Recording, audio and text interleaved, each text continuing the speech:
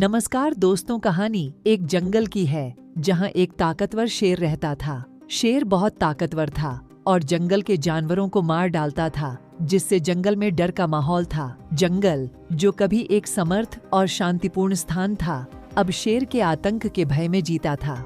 उसकी गर्जन से ताकतवर जानवर भी कांप उठते थे। जंगल में अशांति छाई हुई थी। इसी जंगल में एक बुद्धिमान हाथी रहता था, जिसने जंगल की अशांति को महसूस किया था। हाथी ने सोचा, कुछ तो करना चाहिए ताकि जंगल शेर के डर से मुक्त हो सके। हाथी ने जंगल के जानवरों जैसे तेंदुआ, भालू, बंदर और भेड़ियों को इकट्ठा किया। हाथी ने शेर से लय लेने की योजना बनाई। सभी जानवर यह जानते थे कि शेर का सामना साहस के साथ करना होगा। योजना के अनुसार तेंदुआ शेर के घर को खोजने के लिए गया। भालू अपनी ताकत और सहन शक्ति के साथ युद्ध की आवश्यक चीजों को एकत्र करने लगा। तेंदुआ ने छायादार पेड़ों से शेर की कमजोरी का पता लगाया और महत्वपूर्ण जानकारी को सभी को सूचित किया, और सभी शेर के खिलाफ मुकाबले की तैयारी करने लगे। सभी जानवर हाथी, तेंदुआ, भालू और बंदर एक ताकतवर टुकड़ी के साथ शेर के खिलाफ युद्ध के लिए एकत्र हो गए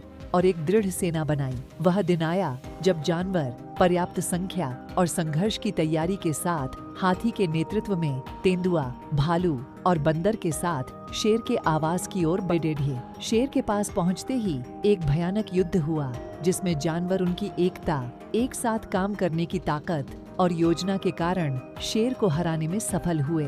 जब युद्ध खत्म हुआ, शेर पराजित हो चुका था। अब उसकी गर्जन चुप थी और इस तरह सभी जानवर दोबारा बिना डर के आनंदित होकर जंगल में रहने लगे। संघर्ष की दास्तान ने जंगल के प्राणियों को यह सिखाया कि सच्ची ताकत एक के शासन में नहीं, बल्कि बहुत की एकता में है।